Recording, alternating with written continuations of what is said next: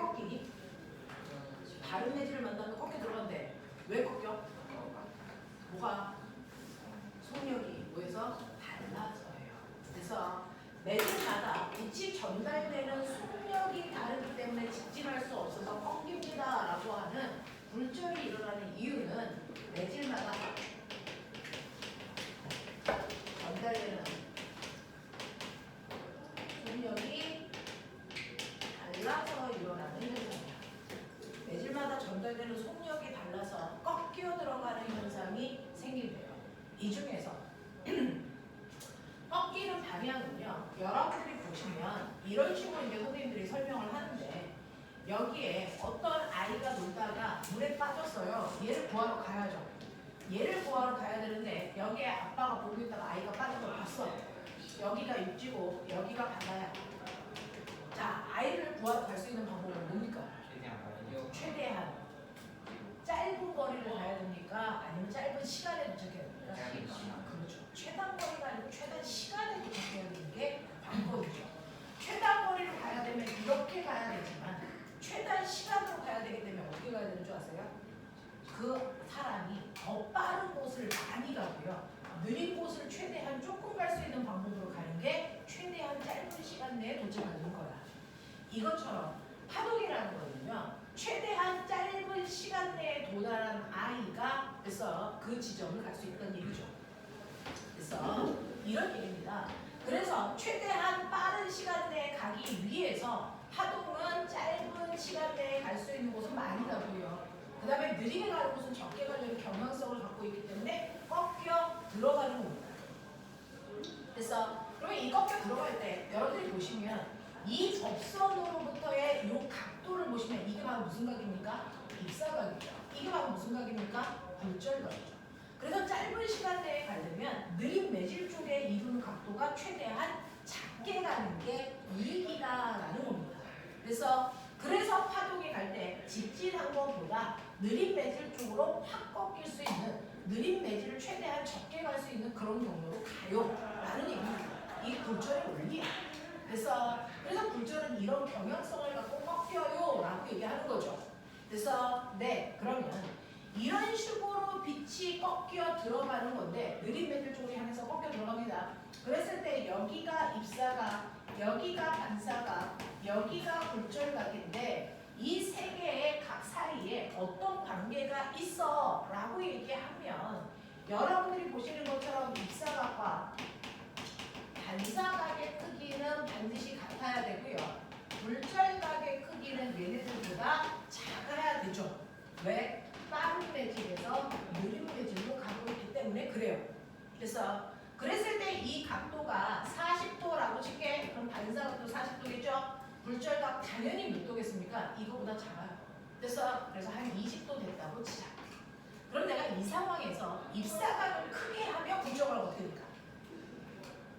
입사각을 조금 크게 한다고요. 그랬을 때 굴절각은 어떻게 될까? 입사각을 크게 하면 굴절각은? 입사각을 크게 하면 이렇게 하는 게 아니잖아. 입사각을 크게 하면 굴절각은 어떻게 됩니까? 더 커집니다. 입사각이 커지면 굴절각도 따라서 커집니다. 그래서 예외는 없어요. 그래서 입사각을 50도로 크게 하면 반사각 당연히 반사 법칙 때문에 같아야 되고요. 굴절각은 입사각이 커지면 굴절각은 무조건 같이 커지거든요. 이게 한 30도 이렇게 됩니다. 왜? 얘네들이 꺾이는 정도가 일정하기 때문에 얘가 더 아래쪽으로 많이 꺾이면 얘는 더 위쪽으로 떠야지 이 사이의 각도가 일정하게 유지되죠. 그래서 이 사이에 이루는 각도가 일정하게 유지되기 위해서 얘가 더 많이 두고 놓으면 얘는 더 많이 떠요. 그래야 이 사이의 각도가 일정합니다. 알겠습니까? 그래서 입사각의 크기가 커지면 굴절각의 크기가 커지는 경향성을 가지면서 같이 커져요. 되겠어? 근데 거꾸로 쏘면 어떻습니까? 거꾸로 쏘면 여러분들이 보시는 것처럼 요즘에는 물에서 공기 중으로 빛을 쏠 수도 있죠. 물속에도 조명이 있으니까. 그래서 여기서 이렇게 쏘면 얘는 어떻게 꺾일까요? 라고 하면 빠른 매질 쪽과 느린 매질 쪽이 어느 쪽에 각도가 커야 됩니까? 빠른 매질 쪽의 각도가 더 커야 되거든요. 그래서 얘는 이 각도보다 더 큰 각도로 가야 되기 때문에 더 많이 누워서 그래서 이때 요 각도가 여러분 몇 도냐면 30도라고 치고요. 요 각도는 70도다라고 볼게요. 그래서 지금은 느린 매질에서 빠른 매질로 가요. 그랬을 때 입사각과 반사각의 크기는 예외 없이 같아야 되고요. 그 다음에 빠른 매질 쪽에서 생긴 굴절각은 입사각보다 더 큰 경향성을 띠겠죠. 그래서 이게 30도면 얘도 30도이고요. 얘의 크기는 70도가 되어 이런 모습이다. 그래서 그러면 이때도 내가 입사각을 크게 하면 됩니다. 입사각을 크게 하면 굴절각 어떻게 될까? 입사각이 커졌으니까 굴절각도 커집니다. 그래서 입사각을 40도로 만들었더니요. 반사가 40도가 되고 자명하고요. 굴절각은 80도가 됩니다. 그래서 자, 이때 입사각을 더 크게 하면 어떻게 될까? 입사각을 더 크게 하면 굴절각도 더 커져야 되니까 이렇게 됩니다. 그래서 굴절각이 90도가 되는 경우가 발생할 수밖에 없어요. 그래서 입사각을 50도로 만들면 반사각도 50도이고요. 굴절각은 이거보다 더 커서 90도를 만들게 된다고요. 자, 굴절각을 90도를 만드는 순간에 입사각을 우리는 멋진 말로 뭐라 그러지? 이걸 임계각이라고 했어요. 그러면 임계각보다 각도를 더 크게 하면 어떻게 될까? 굴절각 더 커져야 되니까 이 새끼가 이렇게 들어오겠죠. 그래서 굴절은 다른 매질 쪽으로 빠져나가야 되는데 굴절각이 너무 크다 보니까 다른 매질 쪽이 아니고 다시 안쪽으로 들어와 전부 다 반사되는 것처럼 보이는 현상이 생겨요. 이걸 멋진 말로 뭐라 그럽니까? 전부 다 반사되는 현상을 뭐라 그러니? 전반사가 일어납니다. 되겠습니까? 전반사가 일어나죠. 이 전반사를 이용해서 만든 도구가 있어요. 밖으로 빛이 하나도 빠져나가지 못하게. 그래서 임계각보다 입사각을 더 크게 해서 빛이 모두 다 안쪽으로 들어오게끔 만들어 놓은 도구가 있단 말이죠. 이게 바로 그 유명한 여러분들이 쓰는 인터넷 통신선, 우리과 광선유. 그래서 그동안은 우리가 뭐 썼냐면요. 구리선이라는 전기선 썼어요. 구리선이라는 전기선을 통해서 통신을 하면 됐죠? 얘는 내가 파동 그 전기선을 썼기 때문에 전자 신호를 쏘면 그 중에 일부는 반사되고 일부는 굴절해서 밖으로 나가요. 일부는 반사되고 일부는 굴절해서 밖으로 나가는데 이 밖으로 나가는 요 파동만 잡으면 그래서 이걸 통해서 도청이나 감청이 가능하다고.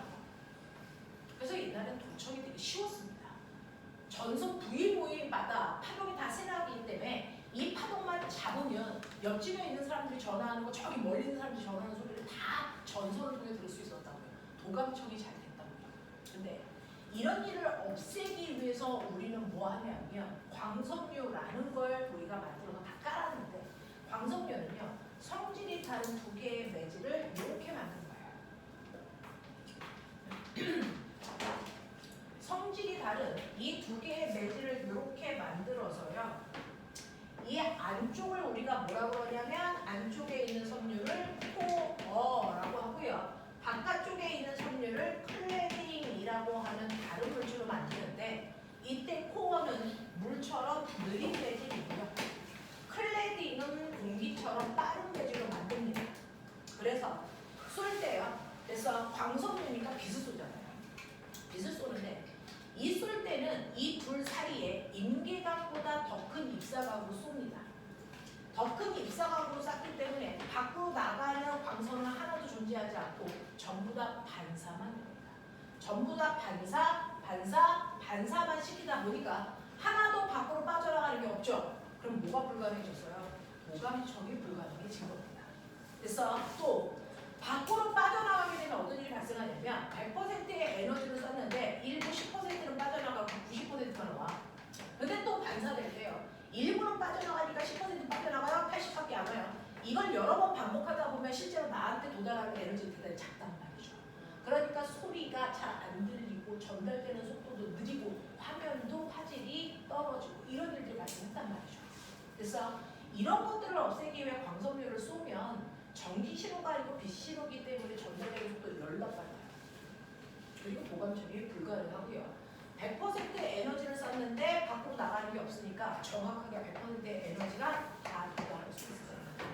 네. 그러면 저 코어는 맥체로 하는 거예요? 아니요. 이거는 고체 섬유로 만들어요. 그러면 저 플레이팅도 고치는 거예요? 네, 둘 다 고치인데요. 빛이 전달되는 속력 차이가 극단적으로 크게 차이 나는 물질로 만들수록 좋은 거죠. 그럼 차라리 그냥 플레이팅 없애고 공기로 하는 게 낫지 않아요? 아, 공기로요? 아, 이걸 그냥 겉으로 드러나게 해요? 땅 속에 묻을 건데요. 지중화 작업하잖아요. 조금 힘들 것 같아요. 이렇게 합니다. 그래서 이런 식으로 만들어 놓게 돼 광섬유다. 광섬유다라고 하는 거. 그래서 얘가 이용한 게 바로 전반사라는 건데, 그러면 반사에는 반사 법칙이 성립하잖아요. 그것처럼 굴절에는 굴절 법칙이라는 게 성립합니다. 오늘 하고 싶었던 말이 그겁니다. 굴절에는 굴절 법칙이 성립하는데, 이 굴절 법칙을 설명한 과학자의 이름이 뭘까요? 이게 스넬입니다. 그래서 그 사람의 이름을 딴 스넬 법칙이라는 게 성립해요. 그러면 스넬 법칙이 뭔지를 여러분들이 아셔야 되는데, 그게 아까 말씀드린 것처럼 두 매질 사이의 속력 차이 때문에 꺾인다고 했어요. 그 꺾이는 애들 중에서도 똑같은 A라는 매질에서 쏘는데, 그래서 어떤 애는 B 매질에서 조금 꺾이는 아이도 있을 거고, 어떤 애는 조금 더 많이, 어떤 애는 팍 꺾이는 아이도 있겠죠. 그러면 누가 더 많이 꺾였니? 라고 하는 굴절각이 아니고요. 꺾인 정도를 보면 그 중에서 제일 많이 꺾인 게 디귿일까요? 기역일까요? 뭡니까? 어떤 게 더 많이 꺾인 겁니까? 라고 하면 기역이 원래 가야 되는 방향에 비해서 훨씬 더 많이 안쪽으로 꺾여 들어간 거지. 자, 이렇게 꺾여 들어가는 정도를 표현하는 값을 우리는 뭐라 그러냐면 그걸 굴절율이라고 얘기해요. 굴절율은 스몰 n으로 표현하고요. 됐죠? 이 굴절율은 두 가지가 있는데 절대 굴절율이라는 게 있었고요. 생각해내. 상대 굴절율이라는 게 있었어. 그 중에서 절대 굴절율은 n 물 이렇게 쓰면 우리 읽어야죠. 물의 절대 굴절율 이렇게 읽어요. 그래서 n 유리 그러면 유리의 절대 굴절율 이렇게 읽어요. 근데 굴절이라는 건 다른 매질에서 꺾이는 거잖아. 그러면 유리의 절대 굴절율은 뭐야? 라고 하면 원래는요. 진공에서 유리로 갈 때 속력 차이에서 꺾이는 비율을 표현한 게 유리의 절대 굴절율인데, 요즘은 진공이 아니고 공기에서 물로 쏠 때의 굴절율로 얘기한다. 그래서 네. 그러면 유리의 절대 굴절율도요. 공기에서 유리로 쏠 때 불의 속력 차이에 의해서 얼마나 꺾여? 이걸 숫자로 표현한 겁니다. 그래서 상대 굴절율은요. N 그래서 네, N 유리 물 또는 N 공기 물처럼 이렇게 써져 있으면 이건 뭐야? 유리에서 물로 갈 때 상대 굴절율 이렇게 읽으셔야 돼요. 이거는요. 공기에서 물로 갈 때 상대 굴절율 이렇게 읽으시는 겁니다. 그래서 그러니 여러분들이 보고 있는 이 그림은요. 공기에서 물로 갈 때 상대 굴절율을 얘기한 거예요. 그래서 네, 공기에서 물로 갈 때 상대 굴절율을 얘기했다. 근데 이 굴절이 되는 이유는 두 매질 간의 속력 차이잖아요. 그래서 자, 여기에 있는 물의 속력과 공기의 속력의 비율이 바로 상대 굴절율 값으로 정한 겁니다. 예를 들어 공기에서의 빛의 속력은 10이고요. 물에서의 공기의 속력은 5라면 당연히 얘는 상대 굴절율이 얼마 나옵니까? 2 나와요. 이런 느낌이에요. 그래서 이렇게 외우는 거야. 자, 근데 너네 나한테 배웠죠? 속력 V는 뭡니까? 화분에서의 V는 F 양입니다. 그러니 이거 공기 중에서의 진동수와 공기 중에서의 파장을 곱한 값과 물에서의 진동수와 물에서의 파장을 곱한 값의 비율로 나타내도 되는데, 너네 기억나요? 하나의 파동이 서로 다른 매질을 통과해서 굴절하더라도 절대로 변하면 안 될 게 있어요.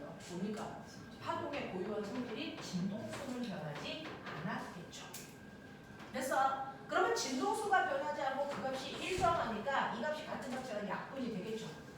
그러니 상대 굴절률은 두 매질에서의 파동의 파장의 비율로 나타냅니다. 파장의 비율로 나타냅니다. 이거고요. 또 하나 굴절률을 알 수 있는 방법은 속력의 비율, 파장의 비율 이걸로 봐도 되고요. 또 속력이 빠른 쪽에서 생긴 각도가 크다고 그랬으니까 각도의 비율로 보셔도 됩니다. 각도의 비율이 곧 속력의 비율만큼 생깁니다.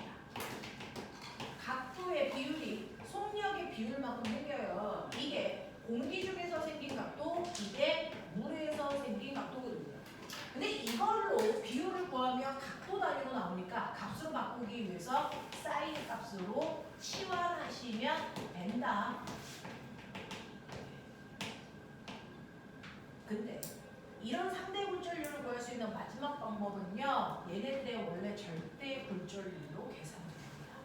그 절대 굴절률은 거꾸로 쓰시면 돼요. 그래서 N 공기, N 물 이렇게요.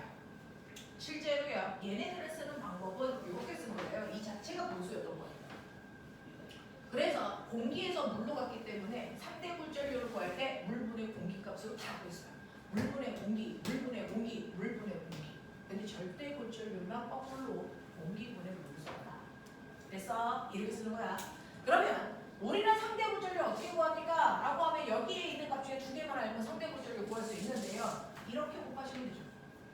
이렇게 구하시면 되고 얘네들 사이의 관계는 이 관계예요. 얘네들 사이의 관계는 이 관계. 얘네들 사이의 관계는 이 관계입니다. 그래서 절대 굴절률과 나머지의 아이들 사이의 관계는요. M 공기, V 공기의 값이 M 물, V 물의 값과 항상 같습니다. 그러니 꼬맹아 생각해봐. 여기는 속력이 빠른 쪽이라 속력이 10이라고요.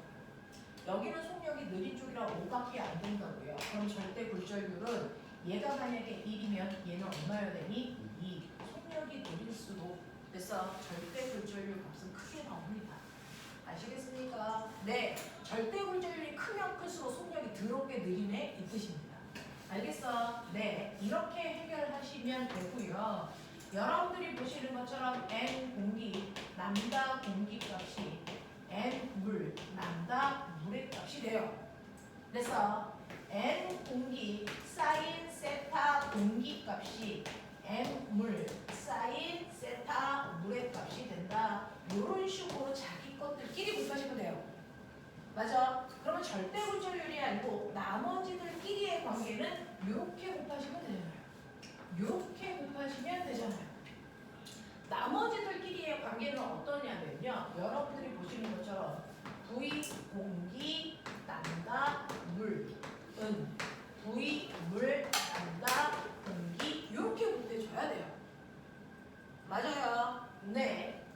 V 공기 사인 세타 물값이 V 물 사인 세타 공기값이랑 같아요. 항상 이런 관계가 같습니다. 되겠어? 자, 그러면 우리 아까 전반사 일어날 때요. 그래서 임계각보다 큰 그 순간부터 전반사가 일어나.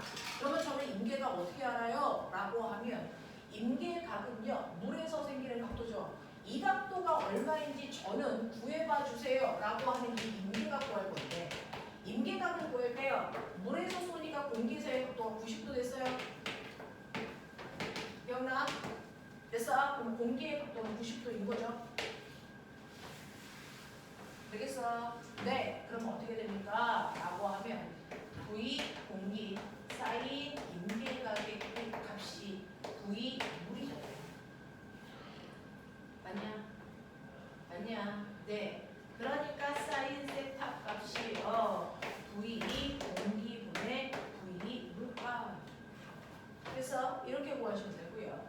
또는 여러분들이 보시는 요걸로 구할 거면 공기의 값이 각도가 90도고요. 얘가 임계각이잖아요. 그래서 저는 사인 세타에 해당되는 임계각 알고 싶어요. 그러면 이거 넘기시면 되죠.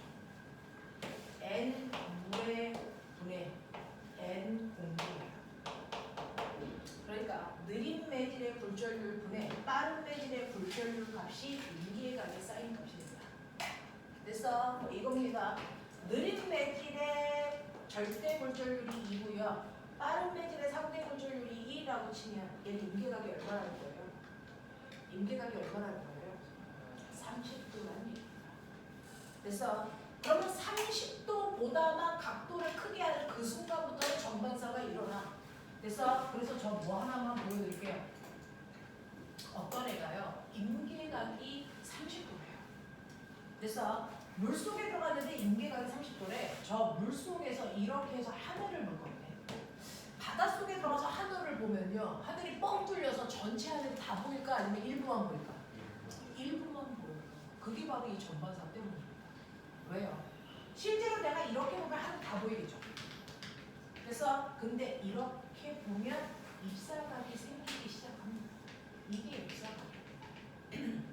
근데 얘가 조금 더 눈을 아래로 해서 이렇게 보면 여러분들이 보시는 것처럼 이 입사각보다 이 입사각의 크기가 훨씬 더 보이시니 정말 커져요.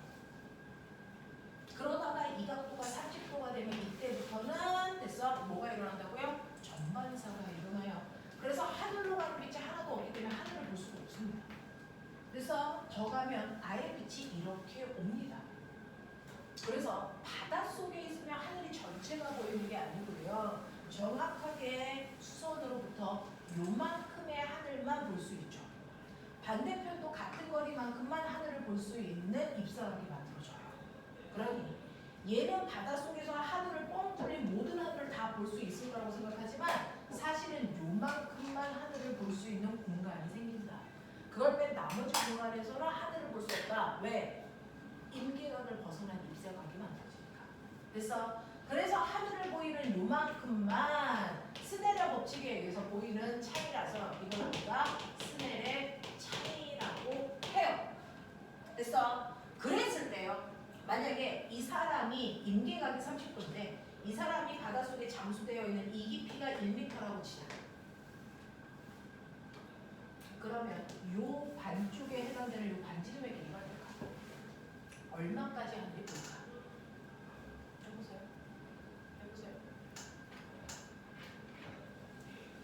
이거 물을 뭉치잖아요. 네, 해보세요. 30도예요? 네, 30도라. 아니요, 저 길이. 중심으로부터 몇 미터까지를 볼 수 있을까? 어디가 30도예요? 지름이 임계각이 30도라고. 임계각이 30도일 때 얘가 하늘을 볼 수 있는 그래서 요 반지름의 길이가 얼마입니까? 라고 하죠. 자, 이거는 임계각이 30도라고 했으니까 30도를 잘라서 보면 이 자체가 지각삼각형 없고요. 우리가 구하고자 하는 요 길이가 사실 그래서 1대 2대 루트 3이니까 여기에 해당되는 요 길이는 루트 3분의 1만큼만 보여요. 이런 얘기입니다. 네, 이런 얘기예요. 그래서 우리는 이런 것들도 구해낼 수 있더라라는 얘기를 지금 6월 대기하는 친구들이 풀고 있는 모의고사 문제. 그래서 이런 것들입니다. 자, 그러면 이런 식으로 여러분들이 굴절률이라고 하는 거의 의미, 그걸 어떻게 다루어야 되는지도 보여드렸어. 그래서 뜻은 이런 식으로 굴절한다. 파동들. 됐니? 근데 파동의 성질이 몇 가지라고 했어요? 5가지라고 했죠. 그 중에서 3가지는 여러분들이 지금 배우셨네요. 자, 직진, 반사, 굴절. 이거 말고 4번째, 5번째 성질이 뭡니까? 네, 바로 회절과 뭡니까? 간섭.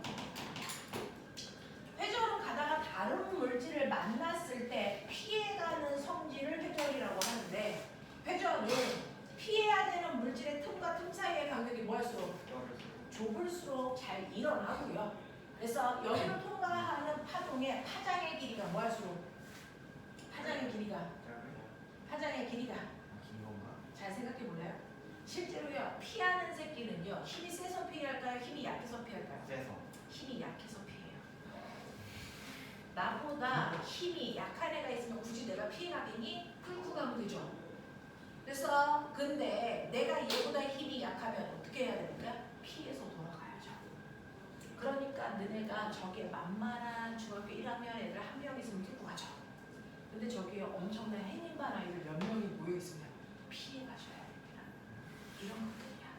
되겠어? 네. 그래서 회절이 잘 된다라는 건 회절률이 크다는 얘기는 그 파동의 에너지가 뭐하다는 얘기니? 에너지가 뭐하다는 얘기니? 작다는 뜻이고요. 파동 에너지 어떻게 구합니까? 파동 에너지는 A제곱 F 제곱으로 계산해요.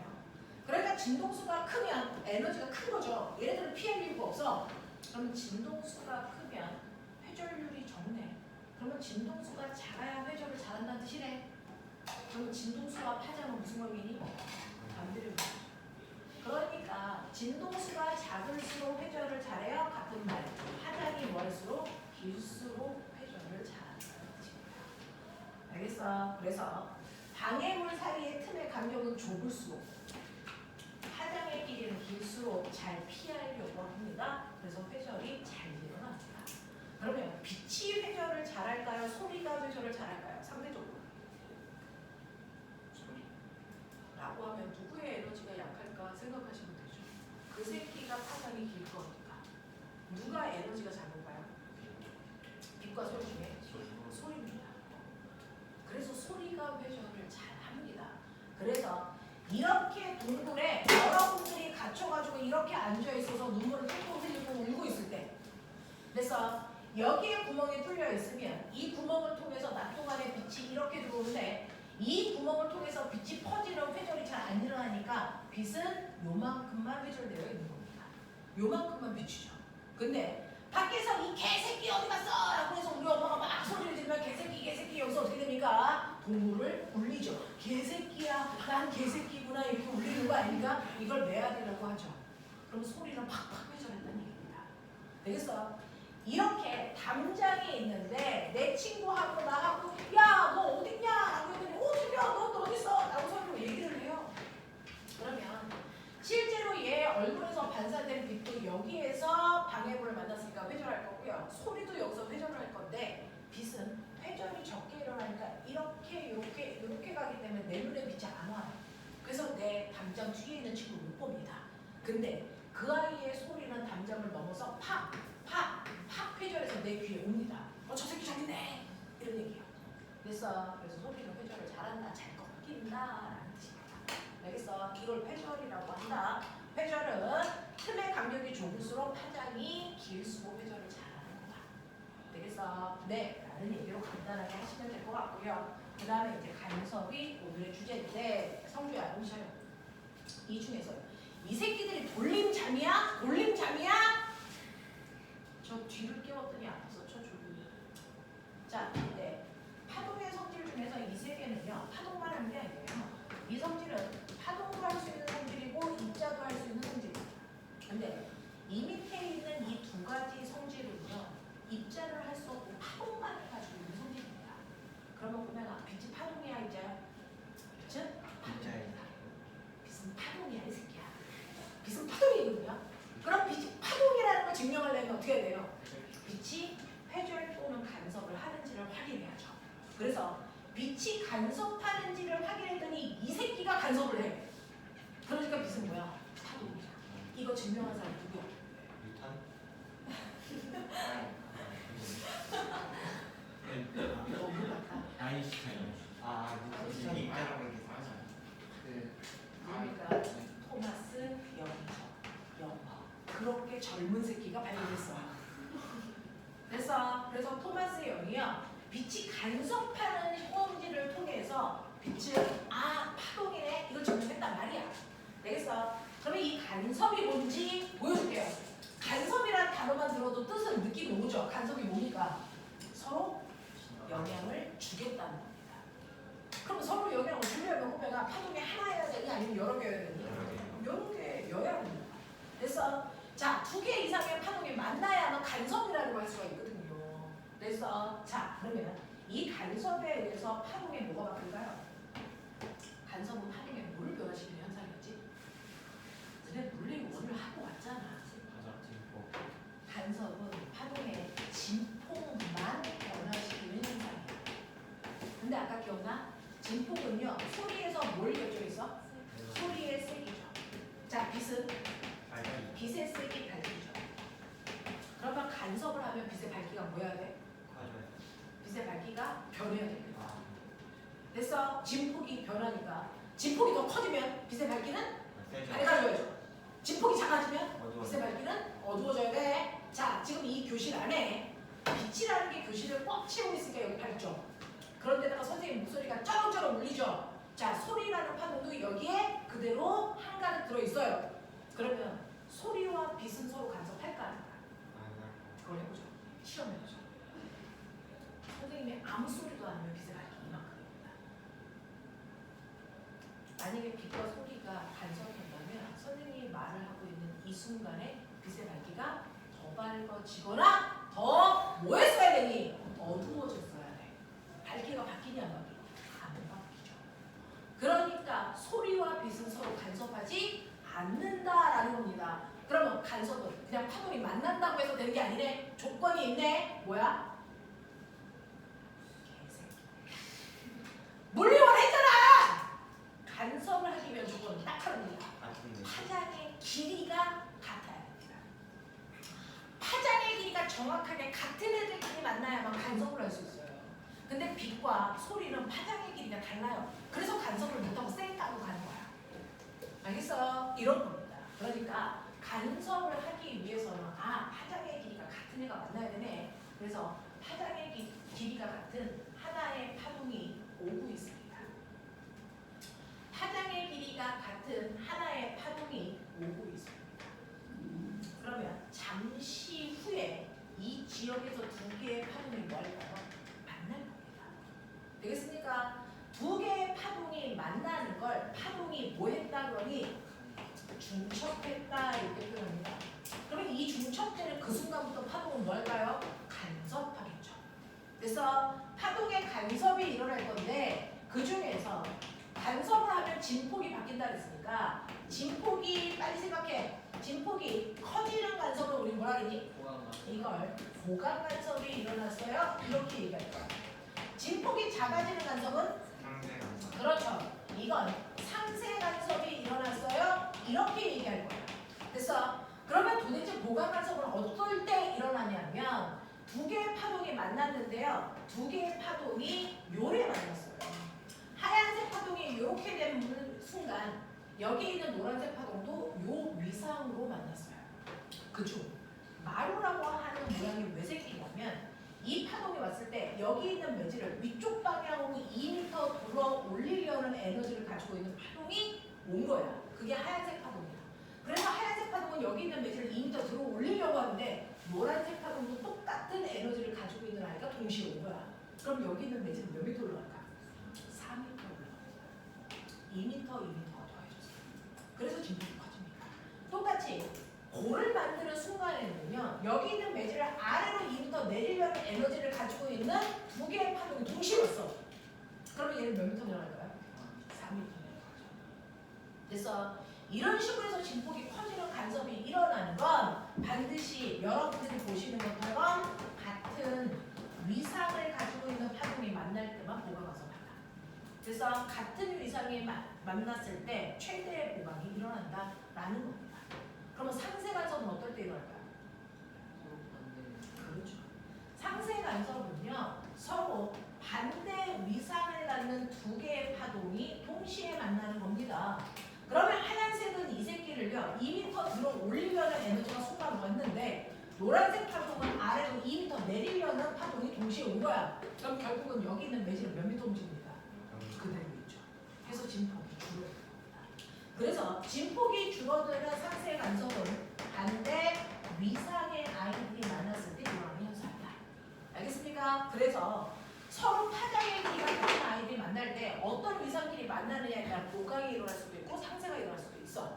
자, 그래서 진폭이 변하는 간섭이 일어나는데 보강 간섭이 일어나면 빛은 더 밝아질 거고 상세 간섭이 일어나면 빛은 더 어두워질 거고요. 만약에 소리가 보강되면 소리가 보강 간섭이 일어나면 소리가 커질 거고요. 상세 간섭이 일어나면 소리가 줄어든 거죠. 그래서 이 상세 간섭을 크게 해서요 소리를 완벽하게 없애면 그게 없애는 거죠. 그게 바로 노이즈 캔슬.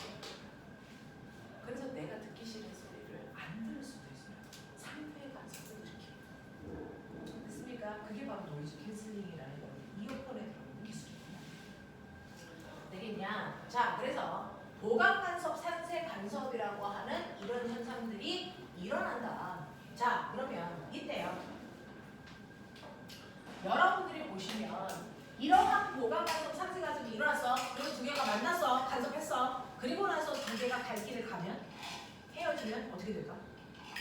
간섭한 진폭을 유지할까요? 아니면 원래대로 돌아갈까요? 원래대로 돌아갑니다. 파동은 만날 때만 서로 영향을 주고받고요. 얘네들이 헤어지면 원래 상태로 돌아갑니다. 이걸 원래 상태로 돌아가는 걸 우리 뭐라고 합니까? 그걸 파동의 독립성. 그래서 파동은 독립성에 의해서 헤어지면 원래 상태로 돌아간다. 알겠어? 자, 근데 파동 중에서 보면 이런 애가 있다고 봅시다. 여기 이제 물통에 물을 받아놨어. 물통에 물을 받아놨어요. 내가 손가락으로 두 개를 탕 동시에 쳐서 여기서도 물결을 만들고요. 그래서 그 물결이 이렇게 퍼져나가고 있고요. 여기서도 똑같은 파장의 물결을 또 하나 만들면 여기서도 파동이 이렇게 퍼져나가겠죠. 그러면 어떤 일이 발생합니까? 어떤 특정한 위치에 두 개의 파동이 동시에 뭐하니? 만나죠. 그러면 여기서 만났을 때 어떤 유성을 만나느냐에 따라서 뭐가 일어나니? 보강 간섭 또는 상세 간섭을 할 거예요. 그러면 이 지점에서는 보강 간섭을 할까? 상세 간섭을 할까? 이걸 꼭 실험해 봐야 아니? 아니라는 걸 토마스 영이 말했어요. 그래서 토마스 영은요. 특정한 위치에서 보강을 할 건지 상세를 할 건지 굳이 해보지 않아도 뭐만 알면 파원으로부터 P점까지의 거리 차이만 알면 무슨 간섭이 일어날지 알 수 있어 라는 걸 얘기한 사람이잖아. 그래서 그 중에서 여러분들이 보시는 S1에서 P까지의 거리가 6m라고 칠게요. 그 다음에 S2에서 P까지의 거리는 10m라고 칠게요. 그러면 두 거리 차이는 얼마입니까? 라고 하는 거죠. 그래서 얼마? 4m. 절대값으로 얘기합니다. 그래서 4m예요. 라고 하는 파원으로부터 그 지점까지의 거리 차이를 우리는 멋진 말로 델타라고 쓰고 경로차라고 읽을 거예요. 그래서 델타라고 쓰고 경로차라고 읽을 건데 이 경로차를 알면 이 경로차가 얼마냐에 따라서 이 지점이 보강이 될지 상세가 될지 알 수 있어요. 그래서 그 중에서 그럼 4m면요 모든 파동은 여기서 상세 일어나요? 아니면 보강이 일어나요? 그게 아니에요. 이 4m인데 이 4m가 지금 내가 일으킨 파동의 파장의 몇 배야? 아는 겁니다. 몇 배야? 그게 몇 배인지만 알면 상세가 일어날지 보강이 일어날지 아는데요. 그 중에서요. 이 경로차가 두 개를 딱 경로차를 보는데 경로차가 없어. 그러면 이건 어떤 파동을 일으키던 여기는 보강 간섭의 위치예요. 경로차가 정확하게 한 파장만큼 일어나 여기도 보강 간섭이 일어나는 지점. 경로차가 정확하게 두 파장만큼 일어나 여기도 보강 간섭이 일어납니다. 경로차가 정확하게 세 파장만큼 일어나 여기도 보강 간섭이 일어나 그러면 규칙성을 찾았어? 파장의 자연수 배우인 지점은 무조건 보강 간섭이 일어나게 되어 있어. 이 뜻이에요. 그럼 상세 간섭은요? 반드시 보강과 보강 사이의 정확하게 가운데가 상세가 일어나는 지점이에요. 그러니까 얼마? 2분의 남가인 지점. 둘 다 아니에요. 네, 보여드릴게요. 여기가 뭘까요? 상세가 일어나는 지점. 여기가 뭘까요? 상세가 일어나는 지점이어야 되니까 2분의 3남가, 2분의 5남가 이런 규칙성을 가지고 있는 곳이 바로 상세 간섭이 일어나는 지점입니다. 되겠어? 그러면 선생님 여기가 한 파장만큼 경로차가 생겼어요. 그러면 여기 보강 간섭이 일어나죠? 네. 언제요? 지금요. 보강 간섭이 일어났어. 그럼 그 다음은요? 그 다음은요? 보강 간섭이 일어나요. 그 다음은요? 보강이 일어나요. 경로차가 여기인 곳은 항상 보강만 일어납니다. 한 번은 마루마루의 보강, 한 번은 골골의 보강. 이게 반복됩니다. 그래서 상세 간섭인 지점은 항상 상세만 일어납니다. 알겠어? 이런 모습을 띠는데 이걸 토마스 영은요 규칙성을 찾아서 이걸 일반화시킨 거야. 그 새끼 머리가 얼마나 좋아. 보강 간섭이 일어나는 지점과 상세 간섭이 일어나는 지점을 경로차를 이용해서요. 그래서 2분의 란다 반파장의 짝수배인 모든 지점은 상세 간섭이 일어난다. 반파장의 짝수배인 모든 지점에 상세 간섭이 일어난다. 그래서 그럼 이 M은 뭐예요? M은 0부터 순서대로 집어넣으시면 첫 번째 보강 간섭이 일어나는 지점이 궁금하니? 그럼 0 집어넣으면 돼. 그러면 첫 번째 보강 간섭이 일어나는 지점이 나와. 0 집어넣으면 얼마입니까? 얼마입니까? 이게 첫 번째 보강 간섭이 일어나는 지점이야. 두 번째 보강 간섭이 일어나는 지점이 궁금하니? 그러면 1 집어넣어봐. 그럼 얼마 나오니? 얼마 나오니? 란다. 세 번째 보강 간섭이 궁금하니? 그럼 2 집어넣어봐. 얼마 나오니? 얼마 나오니? 이렇게. 되겠어? 그러면 상세 간섭이 일어나는 지점도 일반화시킨 사람입니다. 상세 간섭이 일어나는 지점도요. 반파장의 뭡니까? 홀수배인 모든 지점에서 상세 간섭이 일어나. 이 반파장의 상수배인 모든 지점에서 상세 간섭이 일어나고요. M은 똑같이 0부터 순서대로 집어넣으면 되는데 첫 번째 상세 지점은요. 0을 집어넣어 보세요. 얼마 나옵니까? 얼마 나옵니까? 얼마 나옵니까? 0 집어넣으면 2분의 나온다. 그래서 2 집어넣으면요? 1 집어넣으면요? 얼마 나옵니까? 2분의 3 나옵니다. 2 집어넣으면 2분의 5 나옵니다. 됐습니까? 이걸 구할 수 있죠. 그래서 우리는 선생님 2분의 7 남다도 그럼 상세 간섭이네요. 이건 몇 번째 상세 간섭이에요? 여기다 집어넣으시면 몇 번째 상세 간섭인지 나올 수 있죠. 되겠어? 이런 식으로 따져보시면 된다라는 겁니다. 되겠어? 네. 그래서 이런 식으로 만났을 때 보강과 상세가 가장 두드러지게 나타나는 지점이고요. 그러면 아까 민성이가 물어봤는데요. 그러면 만날 때 같은 위상이나 반대 위상이 만나는 게 아니고 이렇게 만날 수도 있잖아요. 그래서 그러면 여기는 약한 보강이 일어납니다. 그래서 약한 보강이 일어나요. 그러면 만났는데요. 얘네들이 이렇게 만날 수도 있잖아요. 이런 식으로 만날 수도 있잖아요. 그러면 얘는요. 그래서 얘는요. 여기는요. 됐습니까? 뭐 특정한 지점 어디를 가야 돼? 이렇게 되고 어떻게 해야 돼? 상세 간섭이 일어날 거야. 어떻게 됩니까? 약간 어긋나서 이렇게 된다고 치자. 되겠습니까? 네, 약간 어긋나서 이렇게 되면 이것도 보강의 모습이네요. 상세의 모습이죠. 잘 그려보십시오. 없어요. 그래서 진폭을 줄일 수 있는 방법으로 만나면 되겠습니다. 됐죠? 이런 식으로요. 그 상세가 가장 두드러지게 나타나는 지점만 보여드리고 있는 거야. 그래서 보강이 가장 두드러지는 지점만 보여드리고 있는 겁니다. 그래서 보강과 상세가 나타나는데 경로차가 얼마냐에 따라 결정된다. 저 싸그리다 지금까지 했던 모든 수업을 다 거짓말입니다. 왜요? 경로차가 0인 지점은 보강이야? 이거 거짓말이야. 남다인 거 보강이야? 거짓말이야. 이건 조건이 있었어요. 어떤 조건이 있었는지 아세요? 조건이 있었는데 지금 우리가 배운 것처럼 경로차가 이만큼 일어나는 지점에서는 보강 간섭이 일어나라는 얘기는요. 여기에서 파동을 만들 때 마루부터 파동을 만들어서 보냈으면 이걸 정확하게 마루부터 만들어서 보냈어야 합니다. 그래서 같은 위상으로 파동을 보내야 경로차가 이 지점인 곳에 보강과 상세가 나오는 겁니다. 그러면 그 위상이 거꾸로요. 여기 마루부터 나가는데 여기 골부터 나가겠면? 반대로. 네, 반대로요. 여기가 바로 보강 간섭이 일어나는 지점이고 여기가 바로 상세 간섭이 일어나는 지점으로 바뀐다. 알겠습니까? 같은 위상일 때 이렇다. 이렇게 보면 돼요. 되겠어? 그래서 토마스 영이요. 실제로요. 서로 다른 두 개의 빛을 나가게 해서 얘가 스크린의 보강과 상쇄가 일어나는지를 확인하려고 하는 거예요. 그래서 어떻게 했냐면 토마스 영이 그 당시에는 광원 장치가 뭐였을까요? 광원 장치가 요즘처럼 레이저 이런 거 없었거든요. 불. 양초였어요. 양초. 오. 양초 썼어요.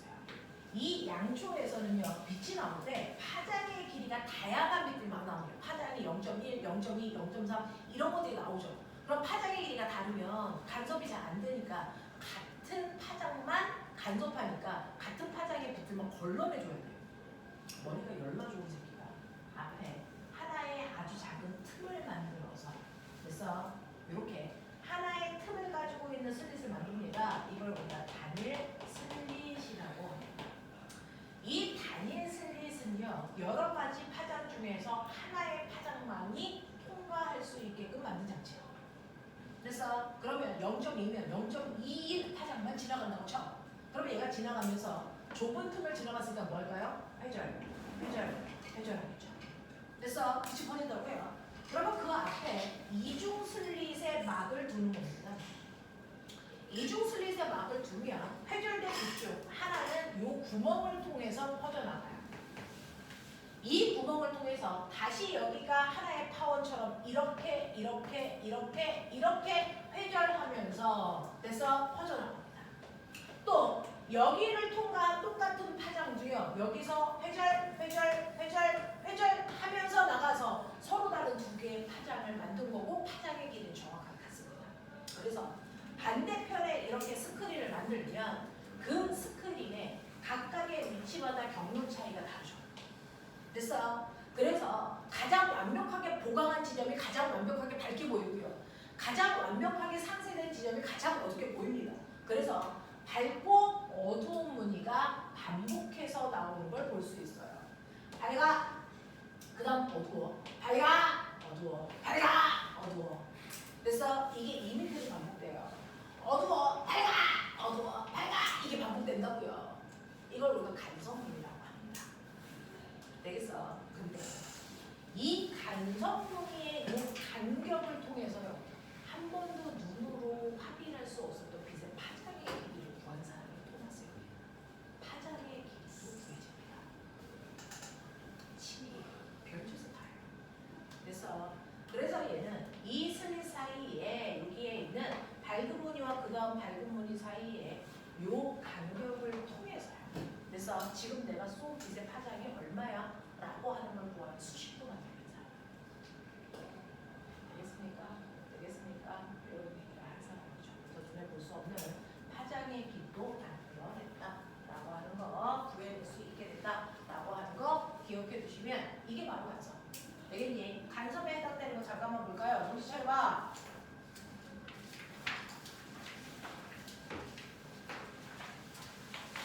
자, 여러분이 가지고 있는 153페이지부터요. 지금 몇 시니? 153페이지부터. 그래서 여기에 있는 어디까지가 간섭에 해당되는 거냐면요. 그죠? 여기 161까지가 파도, 그 다음에 좀 넘기시면 간섭.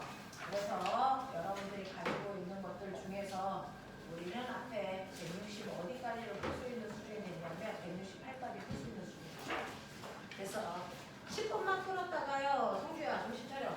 10분만 끌었다가 렌즈 방정식이라는 거 해드릴게요. 그래서 굴절에서 나오는 렌즈 방정식이라는 걸 해드릴게요. 없어 지금.